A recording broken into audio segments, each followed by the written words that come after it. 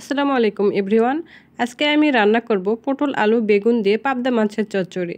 এই চচ্চড়িটা আমি হাত দিয়ে মেখে রান্না করব এবং কাঁচামরিচ দিয়ে। এইভাবে কিন্তু হাত দিয়ে পাবদা মাছ রান্না করলে কিন্তু ভীষণই ভালো লাগে, আর এই চচ্চড়িটা কিন্তু ভীষণই মজার। সো ভিউয়ার্স, চলুন এই চচ্চড়ি রেসিপিটা দেখে নেওয়া যাক।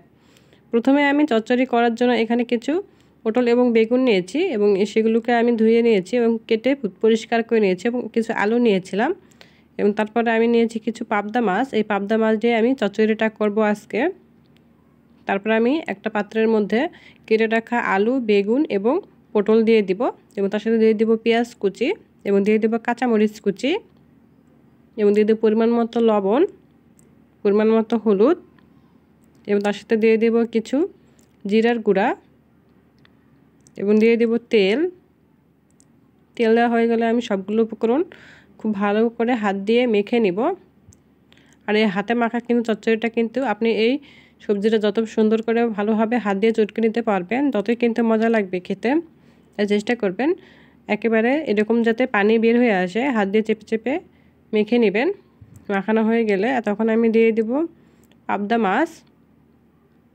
এই পাবদা মাছ দিয়ে কিন্তু এরকম কিন্তু চচ্চড়ি কিন্তু ভীষণই মজার একটা রেসিপি হয়। এরকম কিন্তু চচ্চড়ি দিয়ে 1 প্লেট ভাত অনায়াসেই খেয়ে নেওয়া যায়। যারা এরকম করে পাবদা মাছ রান্না করে খাননি তারা অবশ্যই এরকম করে পাবদা মাছের চচ্চড়ি একবার ট্রাই করে দেখবেন। তারপর আমি পানি দিয়ে চুলাটা অন করে দিয়েছি এবং জাল করে নিয়েছিলাম প্রায় 15 মিনিটের মতো। 15 মিনিট পর আমি দেখে নিয়েছি যে রান্নাটা হয়েছে কিনা। রান্নাটা অনেকটাই হয়েছে। তারপর আমি একটু ঝাঁকিয়ে নিব। ঝাঁকিয়ে নিয়ে আমি আবারও প্রায় 3-4 মিনিটের মতো রান্না করে নিয়েছি। ঝোলটা অনেকটাই কমে আসবে, আর আপনি যদি ঝোলটা একেবারে শুকিয়ে নিয়ে আসতে চান সেটাও সমস্যা নেই, ওরকম করেও রান্না করা যায়। তারপরে আমি কিছু ধনিয়া পাতা দিয়ে দিব।